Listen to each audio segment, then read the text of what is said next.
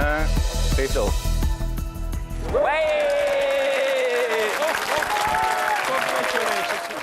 Well, for some of the smartest scientists in the world, this may be as excited as they can get. But there is no doubt a discovery made yesterday is one of the most significant in our history, certainly the 21st century so far. For 50 years, scientists have been looking for what's been commonly referred to as the God particle, also known as the Higgs boson.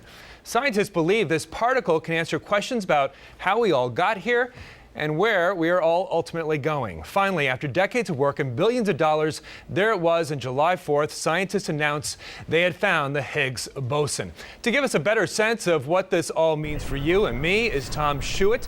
Tom has spent years researching this project and is the author of a new book called Collider. Many people may be wondering, what are the practical implications of this? Or is this all just basic research at this point? I mean, I know scientists are very excited. There's all sorts of talk of parallel universes perhaps, and that this may answer why our universe seems to be expanding faster. But practically, are there any practical implications here? Yeah, there are a number of practical implications. You know, really, the standard model predicts about 4% of the universe in terms of the subatomic particles and what we really know.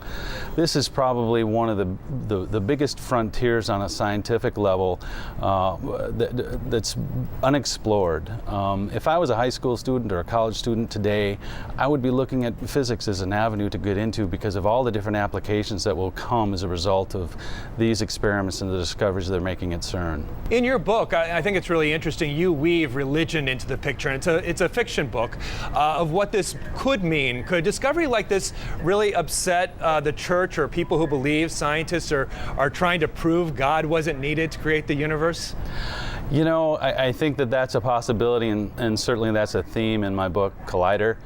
You know, I think the reality is that an omniscient, omnipresent, all-knowing God could probably create the universe in any fashion that he wanted. And I think that most biblical scholars would tell you that Genesis was never meant as a kind of blow-by-blow description of how God created the universe. I think that God could certainly create the universe in any fashion he saw fit. You've been to a large collider in CERN in Switzerland.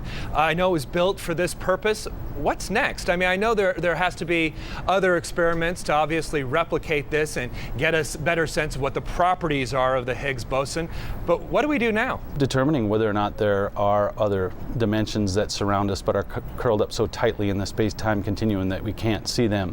Also, I mean, travel to the distant parts of the universe. I think that's an exciting possible application from this. We're accelerating particles to nearly the speed of light.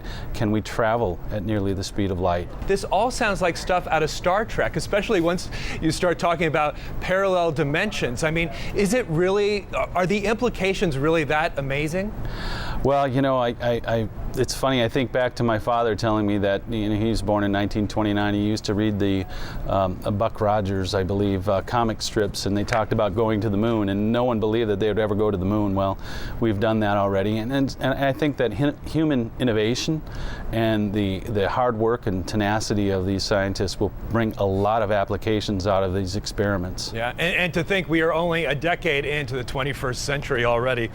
Tom Schuett, author of the book Collider, thanks a lot for your insight. You're welcome.